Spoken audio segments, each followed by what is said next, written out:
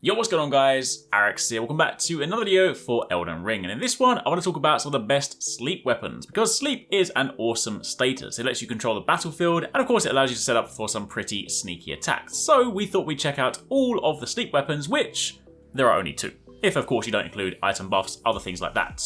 So if you guys do enjoy this video, a like would be super appreciated. Comment down below, let me know if you guys have dabbled in sleep in this game. If so, how have you enjoyed it? And of course don't forget to keep it locked for plenty more Elden Ring.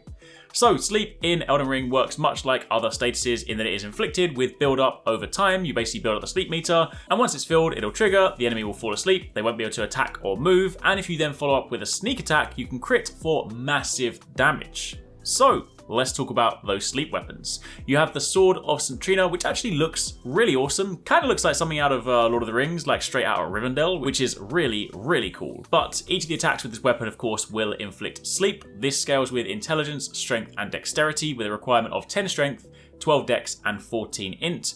And it has sleep status buildup of 66. The weapon skill for this one is Mists of Slumber. It's a really cool Ash of War, which is similar to Sacred Blade, but instead it sends out a cloud of sleeping mist. If the enemies stand in the mist, it of course begins the sleep buildup, but not only that, it also buffs the weapon. Do however keep in mind that if you get hit while the buff is active, you will lose it, so you just want to make sure you perfect your rolls, avoid being hit, or let your summon do the tanking for you.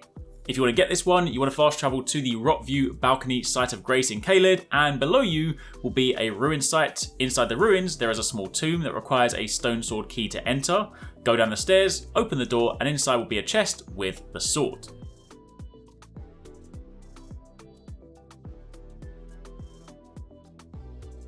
Alternatively, you have St. Trina's Torch, which is a really good offhand option if you want to inflict sleep, though it isn't accessible until near the end of the game.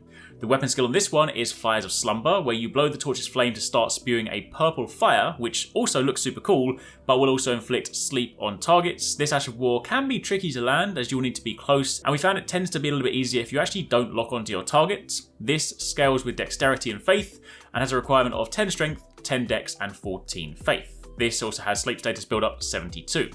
It is worth noting that the sword scales with int while the torch scales with faith, so your build may influence your choice. Along with that, not every enemy in the game can be put to sleep, so these weapons can be pretty situational, but they do work very well on the Godskin duo and the troll types of enemies. For this one, if you want to get this one, you want to fast travel to the consecrated ground and head northeast until you see a caravan. On the back of the caravan will be a torch. You won't be able to open the chest unless you stop the caravan, so one of the ways you can do this, of course, is by killing the trolls. Once you've done that, you can go and grab the torch.